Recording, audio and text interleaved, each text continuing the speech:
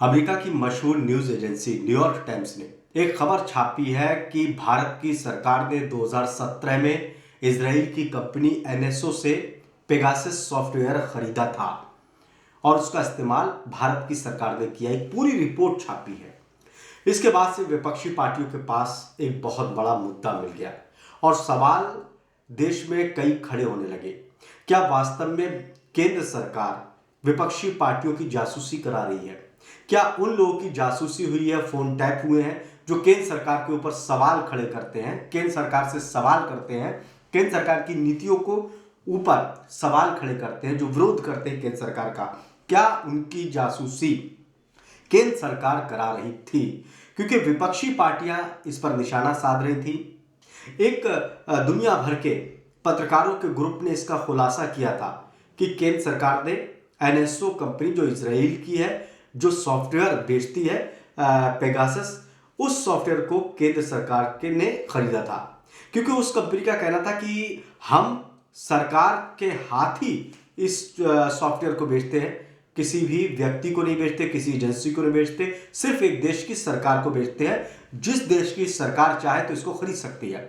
हालांकि केंद्र सरकार ने इसका विरोध किया था पिछले सत्र में और उन्होंने स्पष्टीकरण भी दे दिया था। केंद्र सरकार ने, कई मंत्रियों ने, उन्होंने कहा था कि हमने ना तो इजराइल की कंपनी से पेगासस सॉफ्टवेयर खरीदा और ना ही देश के किसी व्यक्ति की हमने फोन टैपिंग कराई, ना ही किसी सॉफ्टवेयर से हमने किसी व्यक्ति की, विपक्षी नेताओं की, अपने विरोधियों की कोई भी जासूसी नहीं कराई, फोन टैप नहीं हुआ, सिरे से खारिज कर दिया था। लेकिन अब जब अमेरिका की न्यूयॉर्क टाइम्स ने इस रिपोर्ट को छापा तो एक बार फिर से ये मुद्दा गर्मा गया है भारत की राजनीति में। 5 राज्यों में विधानसभा चुनाव हो रहा है। केंद्र सरकार की मुश्किलें वैसे ही बढ़ी हुई हैं। उत्तर प्रदेश में समाजवादी पार्टी ने बड़े बड़े नेता बीजेपी के तोड़ लिए, वहां पर हालत बहुत ज़्यादा खस्ता है। उत्तराखंड के अंदर सरकार बीजेपी और कांग्रेस के बीच में कांटे की टक्कर है और ये भी कई सर्वे आए हैं निकल के कि बीजेपी की सरकार वहां जा सकती है। पंजाब में किसान आंदोलन की वजह से हालत बहुत ज़्यादा खस्ता है। तो इसके अलावा मणिपुर में भी क्या होगा कुछ कहा नहीं सकता। और इन सब के बीच में पेगासस जासूसी का मामला आने के बाद अब बीजेपी की मुश्किलें और भी ज़्यादा बढ़ गई।